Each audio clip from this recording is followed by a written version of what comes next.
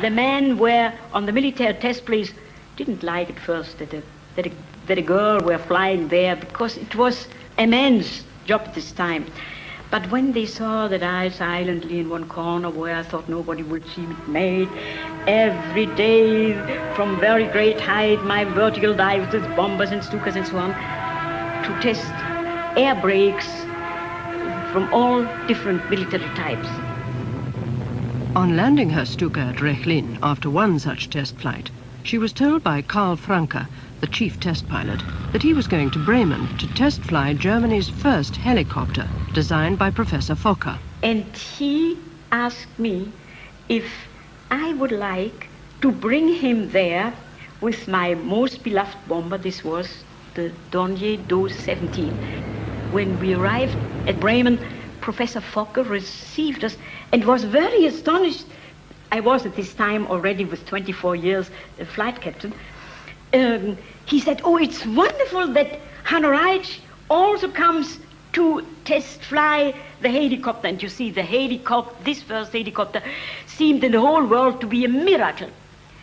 So I looked to Franke and he only twinkled with his eyes. So I thought, thank you, thank you. I asked to make a circle and I put the plane in the middle. I could look to see the wheel.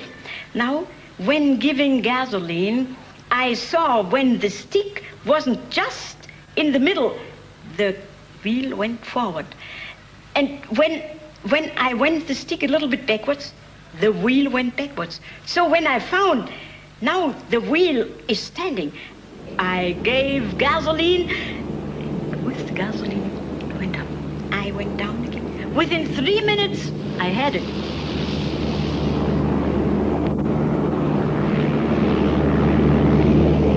The FA-61 was undoubtedly the world's first practical helicopter.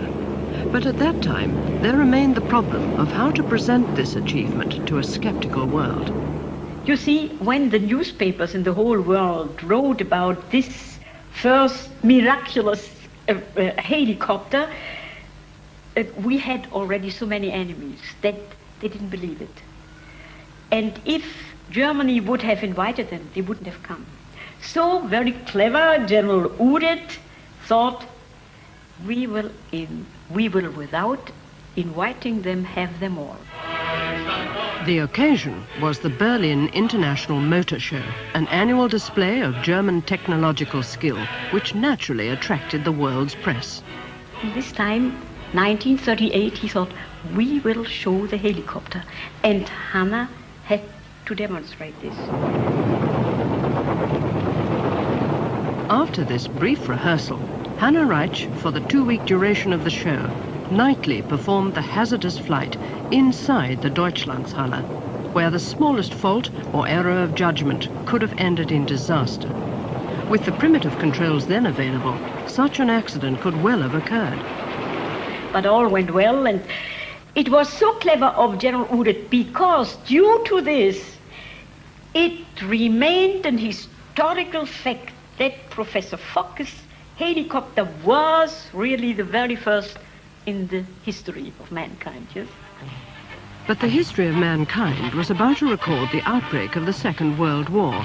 Hermann Göring reviews men of his Luftwaffe, in 1939 by far the most powerful air force in the world, and which was to spearhead the Blitzkrieg, lightning war, which used air power and armor to crush Poland, the Low Countries and France in a matter of weeks.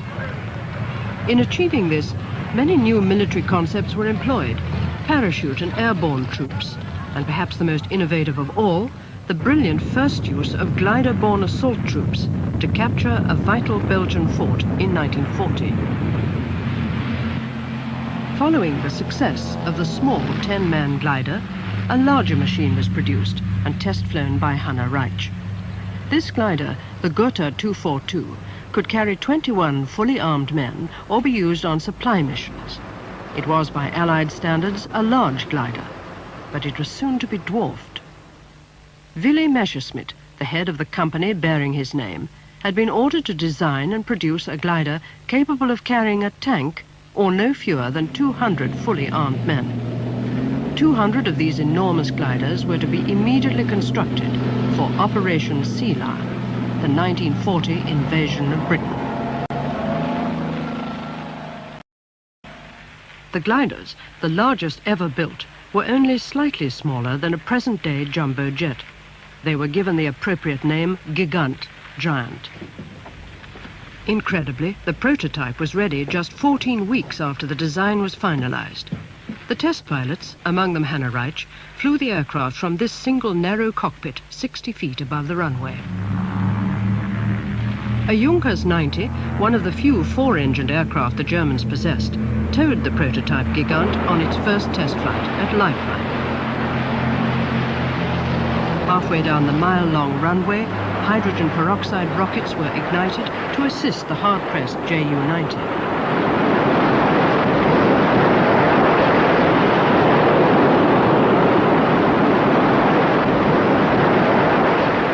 The first hurdle, jettisoning the 2-ton undercarriage, was cleared without incident, and the Gigant was airborne.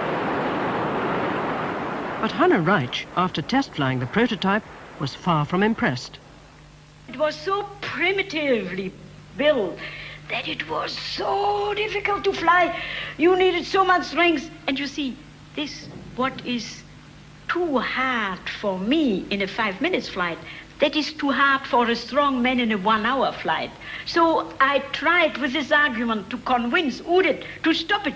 But he didn't believe it, because Messerschmitt said, she is too small a little girl, but not a strong man for fighting, so don't believe her. They didn't. The test flights continued, though Hanna Reitsch and other pilots confirmed that in addition to the heavy controls, the Junkers towplane was seriously underpowered and barely able to maintain flying speed on takeoff.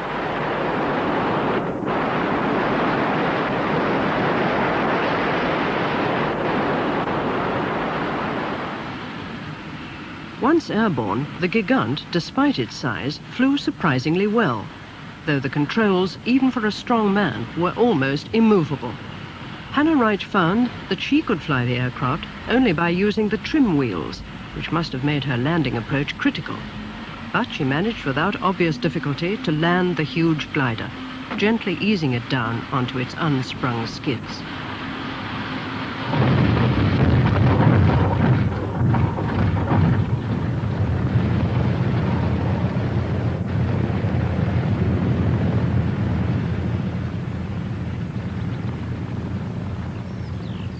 The landings being satisfactory, it was eventually decided to try to improve the takeoffs by returning to an original proposal by Messerschmitt himself of using 4 towing planes.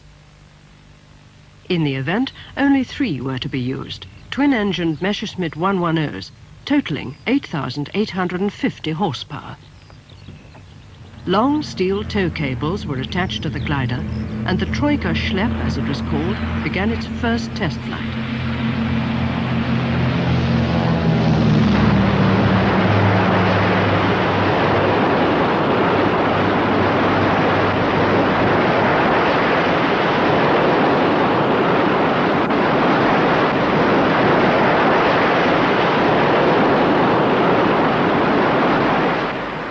Takeoff was in many ways difficult, for despite the rocket assistance, the 3 towing aircraft were teetering on the edge of stalling.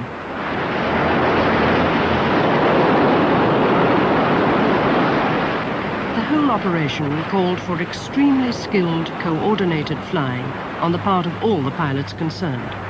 The smallest error would have been disastrous. And disasters there were.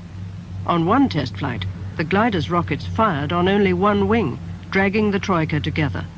The 3 tow planes and the glider crashed. 129 troops on board the glider were killed.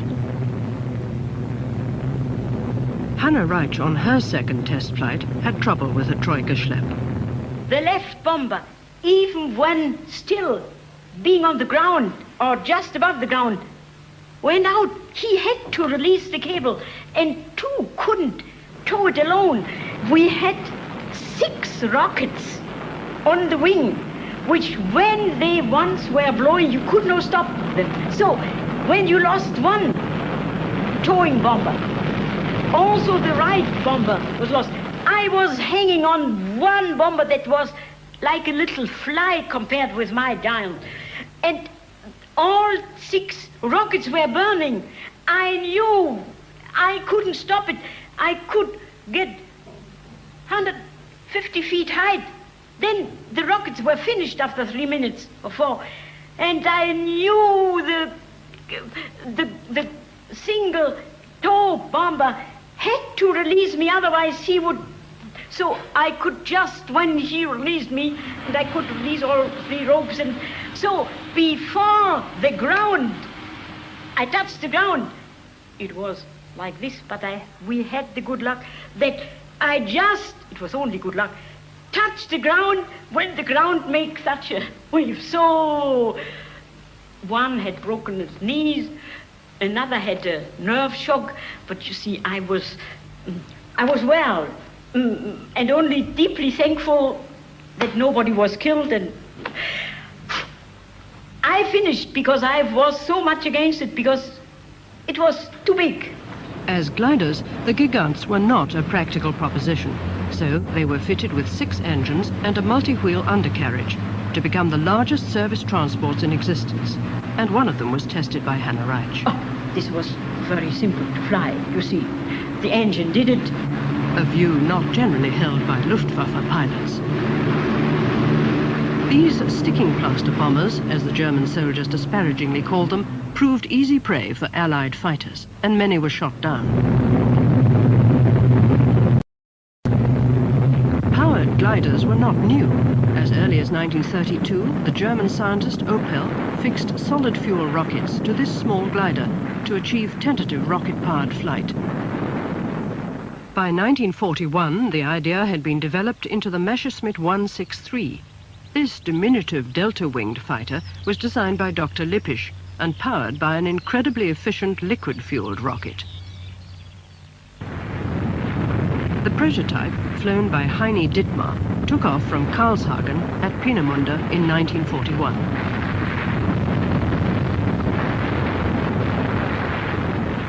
On becoming airborne, the undercarriage was jettisoned, and the aircraft demonstrated an amazing rate of climb.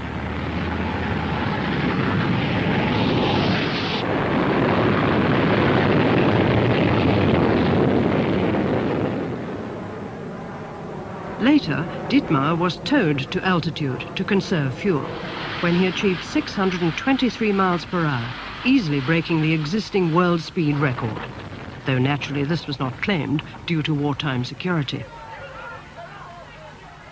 During that record-breaking flight, Heini Dittmar probed the edges of what was later to be called the sound barrier. Heini Dittmar was not the only test pilot to fly the 163. Hanna Reitsch also test flew one of the early models from the Messerschmitt airfield at Lechfeld, and she later flew a more powerful version, now named Comet, which made a great impression on her. And I can only tell you, it was fascinating. It was like thundering through the skies, sitting on a cannonball, like being intoxicated by speed. It was not difficult to fly it. It was only an overwhelming impression. At the end of the airfield boundary, you already reached about 500 miles per hour, and with constant speed, you were climbing up in 1.5 to 2 minutes into a height of 30,000 feet.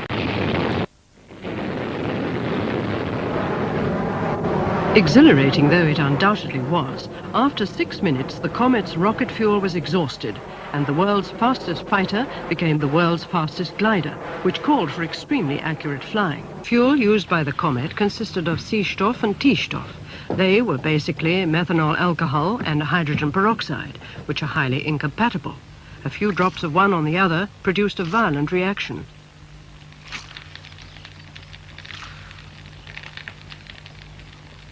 T-Stoff was capable of spontaneous combustion when in contact with any organic material.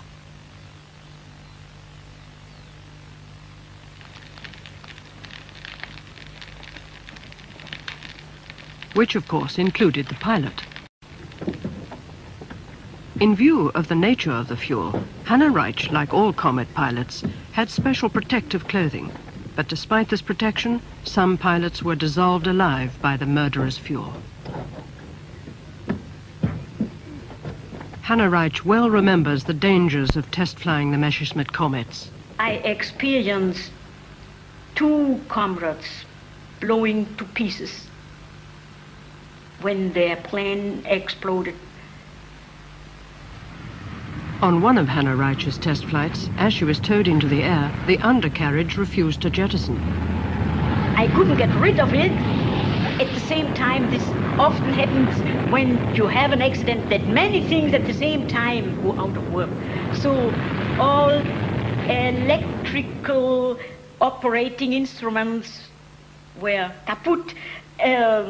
Also the landing flaps, and so many, and also the radio connection with the tow pilot and with the ground.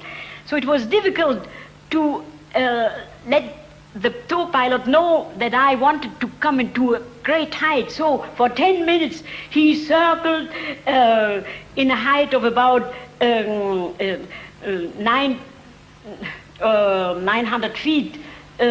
But I stubbornly remained on the rope, and suddenly, and I only watched when the ambulance and the stretcher and the fire truck all came to receive me, and I thought that, oh, I hope I will come quite safely down. Suddenly, the tow pilot went up to 9,000 feet, and I released the cable, and I tried with positive and negative G's to get rid of the undercarriage, but I felt that I didn't succeed. But I hope to bring this test plane to the ground safely, because such a test plane has many valuable instruments, and but because all electrical operating instruments didn't work, also not the landing flaps. The last side slip, I had to come to approach the airfield in a greater height as normally, in order to be sure that you will reach the place, and you had then to lose high with the cautious side slip. But this destroyed the whole airflow, because it was only wing without tail plane. It came out of control and crashed in a field that was completely demolished, and my head came to an instrument, and I suffered. My nose was, I have an artificial nose, and it's quadruple of fractured head and vertebra broken and many things. So after having been 5 months hospitalized, I was well again, spurred on by the only burning wish to continue as test pilot again. Multiple injuries, Hanna Reitsch flew to Peenemünde, but she had chosen a most unfortunate date. When I arrived there, just after having been recovered after my accident with the rocket plane, I just arrived when in the first night was the horrible bombardment in Peenemünde. It was the first RAF raid on the secret establishment, causing considerable damage to the V-2 rockets and the living quarters of the scientists. But once again, Hanna Reitsch's amazing luck had held. I'm terribly ashamed that I must say I slept the whole night. They forgot I slept in the house where you see, there was Peenemünde West and Peenemünde East. In one was the development of Werner von Braun's V-2, and on West we wanted to make the V-1 and the rocket flights, and other things were down there. But I had my quarter in the house where the officers slept, and when there was the siren, I didn't hear it. I slept so deeply, and everybody thought, oh, the others had fetched Hanna. So I was quite alone in this house, sleeping deeply. I didn't hear anything about all. And the next morning, I was so ashamed when suddenly I thought, oh, it's misty, but it was only smoke about all what was burning. And you see, the main attack was east, and I was in the west. It was not so near. Throughout the war, Hanna Reitsch remained a civilian. but she was personally awarded 2 Iron Crosses by Adolf Hitler. What were her impressions of the German leader? I can't judge how it was with Hitler in all other areas.